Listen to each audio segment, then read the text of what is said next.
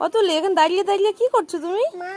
দেখো কি হলো কি হলো? কি এই ড্রামে কি? ইমা এই পাখি তো ওই মুড়ি খেতে কি আটকে পড়েছে? একে তো বের করতে হবে। দাঁড়াও আমি বের করি। হ্যাঁ পাখিটাকে।